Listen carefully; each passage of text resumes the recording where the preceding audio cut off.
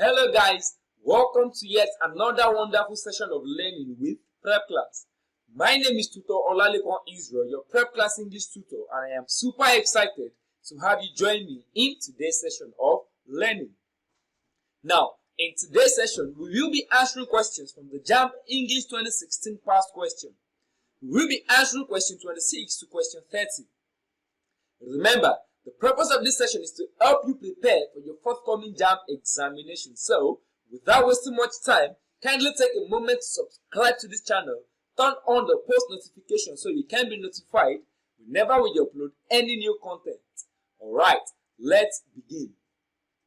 Now, for question 26 to 30, we have an instruction here, and the instruction reads: in each of the questions 26 to 30, remember, instructions are very important. So let's pay attention to the instruction. Now, in each of the questions 26 to 30, fill the gap with the most appropriate option from the list following the gaps.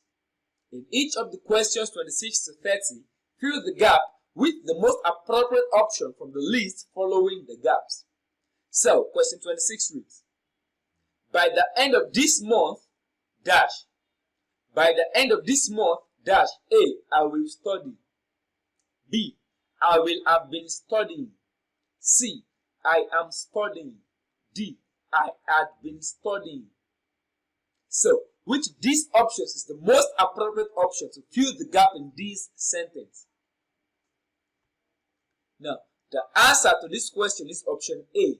By the end of this month, I will have been studying. I will have been studying by the end of this month. Now, this is an example of a sentence in the future perfect continuous tense. It is an example of a sentence in the future perfect continuous tense. Now, the future perfect continuous is formed using will. Remember, will indicates a future action. I will. You have not done it. It's a future action. So, the future perfect continuous is formed using will. Will indicates future. Plus have been. Have been shows a perfect action. Plus any ing verb. Now, an ing verb indicates what? A continuous action. So, the future perfect continuous is a verb tense that describes actions that will continue.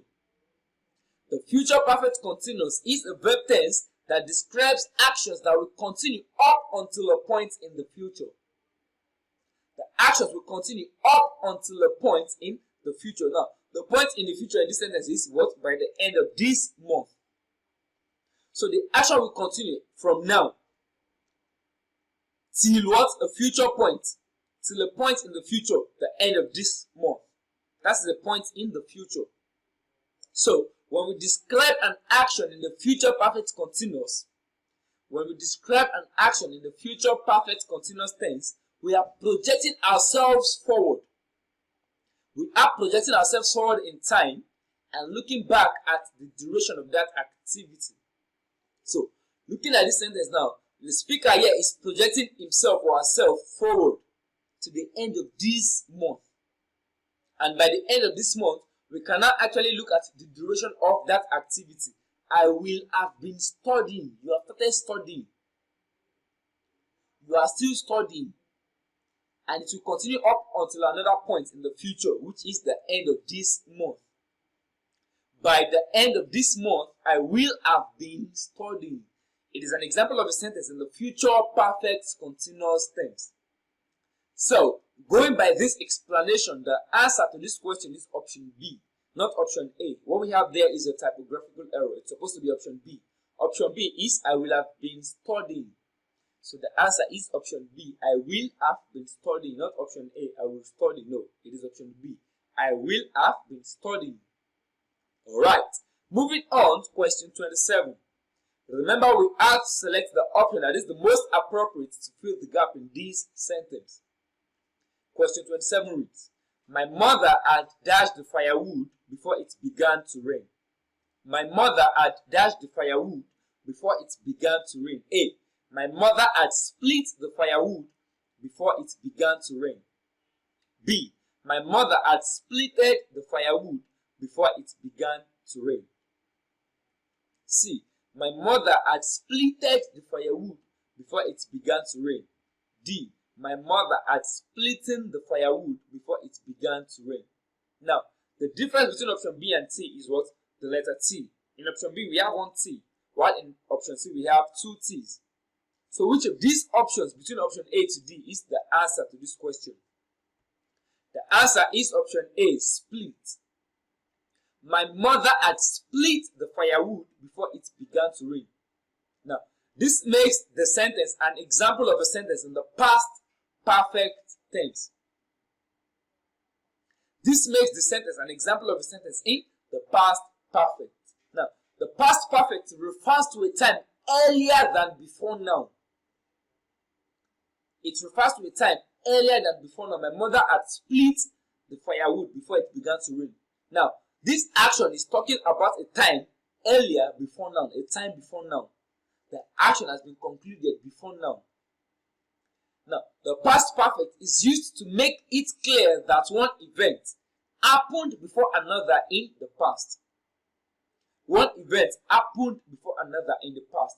So basically, two events or more happened. Now, looking at this sentence, two events happened.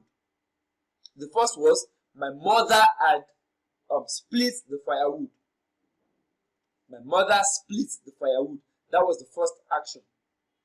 The second action in the past was it began to rain. So it is used to make it clear that one event happened before another in the past. The first event here is what? My mother had split the firewood. She had concluded that action before it began to rain. The second action in the past.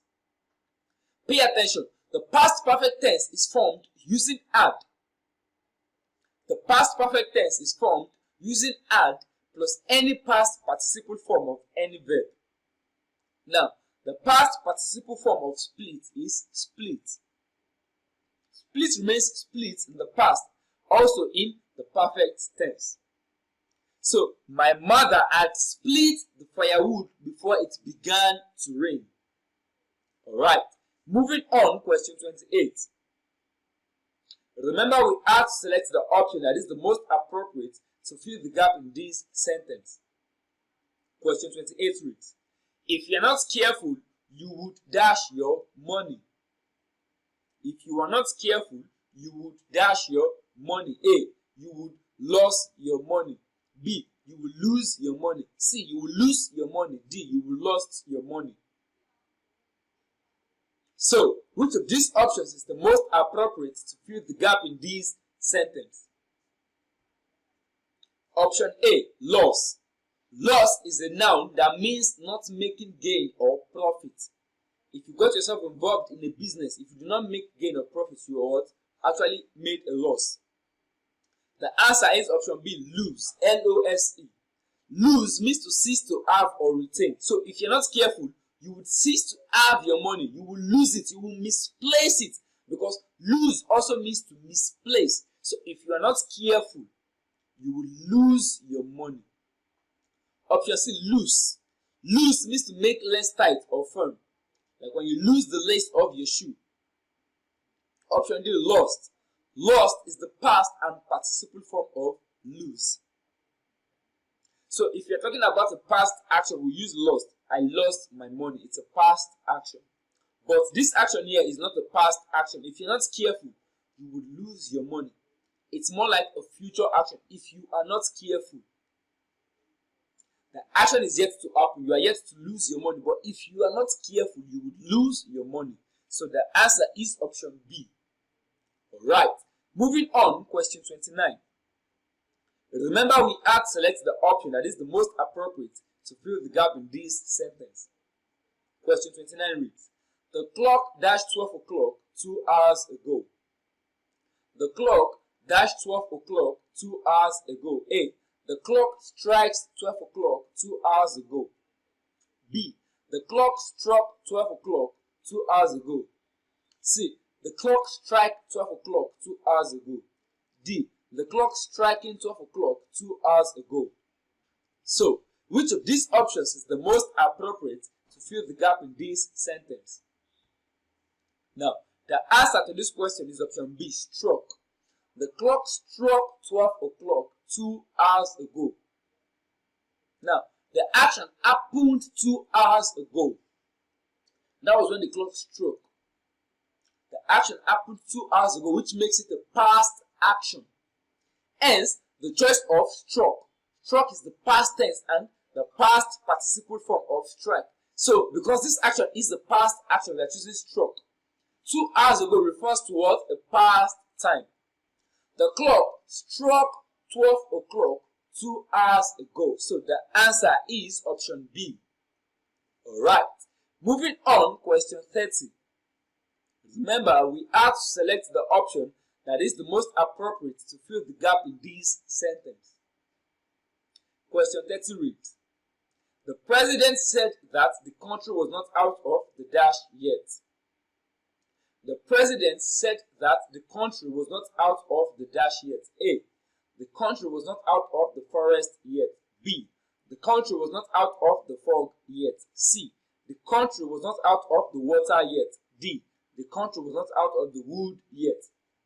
So, which of these options is the most appropriate to fill the gap in this sentence? Now, the answer to this question is option D, wood. The president said that the country was not out of the wood yet.